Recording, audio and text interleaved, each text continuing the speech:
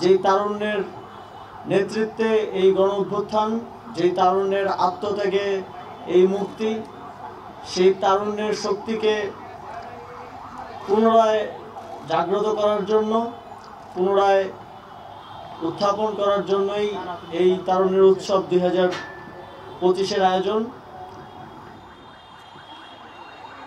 1 December থেকে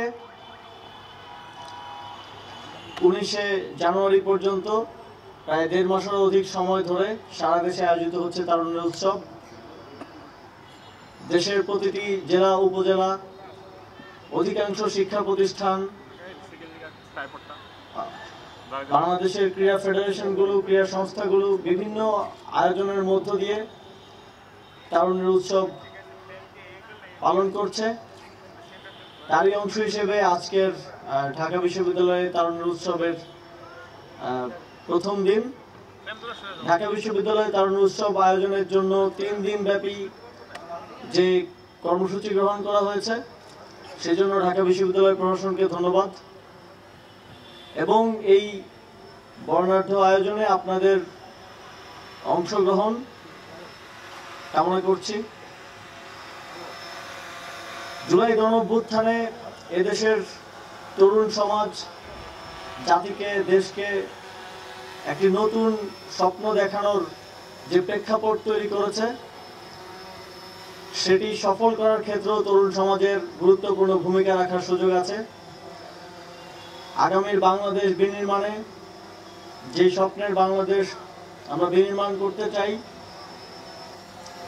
সেই পথে তরুণ সমাজের একটি বড় ভূমিকা রাখার সুযোগ রয়েছে। আমি বিশ্বাস করি জুলাই গণ অভ্যুত্থানে তরুণরা যেভাবে আত্মত্যাগ করেছে দেশের জন্য, দেশ পুনর্গঠনেও একইভাবে তারা এগিয়ে আসবে, প্রত্যেকটি সেক্টরে নিজেদের যোগ্যতার প্রমাণ দেবে এবং এই আধুনিক বিশ্বের সাথে প্রতিযোগিতায় টিকে থাকার জন্য তারা তাদের সর্বোচ্চ চেষ্টাটা করবে।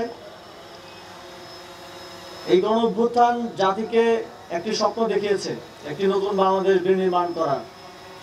সেই স্বপ্ন বাস্তবায়নে অন্তর্বর্তীকালীন সরকার কাজ করছে। আপনারা জানেন সংস্কার কমিশনগুলো তাদের প্রস্তাবনা পেশ করেছে। স্টেক হোল্ডার কনসালটেশনের মাধ্যমে সেই প্রস্তাবনাগুলো বাস্তবায়নের মাধ্যমে রাষ্ট্র কাঠামোর যেই অঙ্গগুলো বিগত ফ্যাসিবাদী সরকারের আমলে ধ্বংসপ্রাপ্ত হয়েছে, সেগুলোকে পুনর্গঠন করা হবে এবং এর মাধ্যমে আমরা বিশ্বাস করি বাংলাদেশ এই ফ্যাসিবাদী ব্যবস্থার থেকে মুক্তি পাওয়ার পথে অগ্রসর হবে। অন্তর্বর্তীকালীন সরকার সংস্কার এবং বিচারের এই এজেন্ডা বাস্তবায়নে এবং একটি সুষ্ঠু ডেমোক্রেটিক ট্রানজিশন ঘটানোর যেই দায়িত্ব নিয়েছে, সেই দায়িত্বে দেশবাসীর সকলের থেকে আমরা সহযোগিতা প্রত্যাশা করি